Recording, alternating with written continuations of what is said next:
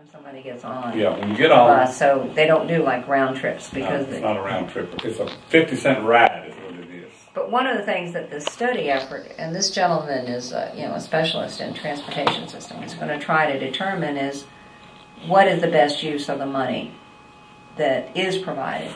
It may mean that the routes need to be changed. It may be that the frequency of the routes. It may be, as we had suggested, as a group last year, that they eliminate the service from 3:30 in the afternoon on, because the data said at that time that very few people were riding then.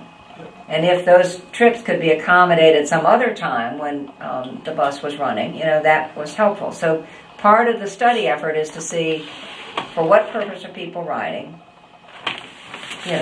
Are there fixed times that they have to go, or are there trips that could accommodate a different time?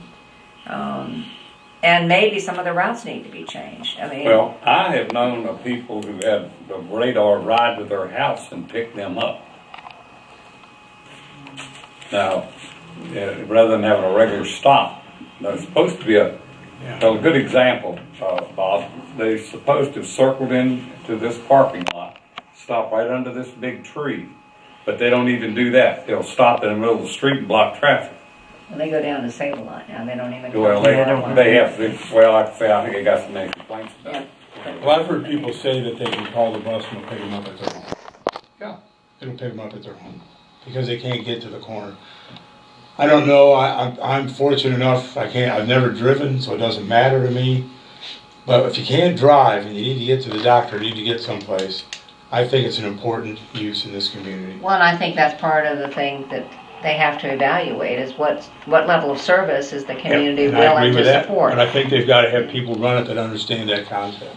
I think it's important for the people, yes, but also when we reverse from city to town, that's when this went in, and that's the county's supposed to be paying our part.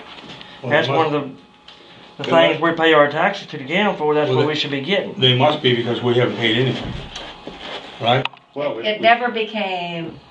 Well, I've been here almost 7 years now, and in that period of time, it was never an issue until last fall.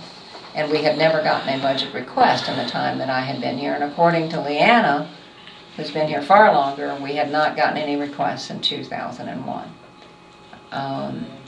So I think it got started not even by the riders, but by some individuals who wanted to say that the town should be paying, since the town had a number of people using it. So they started their own little business. Yeah.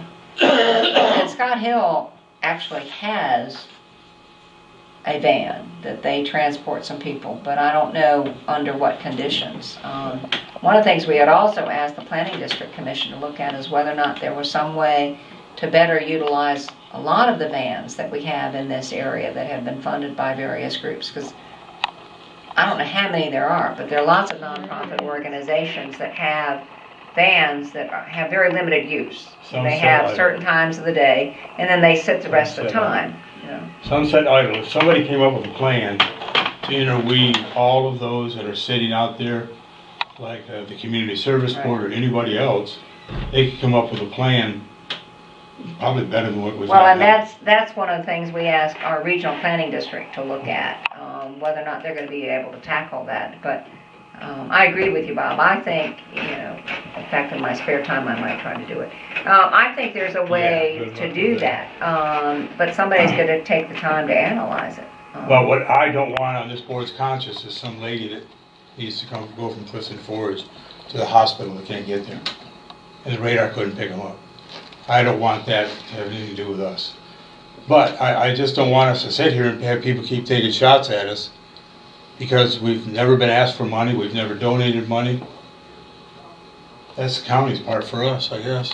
That's the way I see it. Well, it was at the time of the consolidation. That was, I think, was one of the things that the county was supposed to assume, was understanding. I had back in about 2004. Yeah, but some of that didn't get put in explicitly in the agreement, and so that's where people, feel they have the freedom to discuss those kind of things. But when you haven't done anything since 2001 until now, in my mind, there's some connection to the reversion that would say we no longer got requests, nor did we fund. It's not that we just didn't fund. We didn't get requests from radar. Well, And I appreciate the fact that you explained that to me now.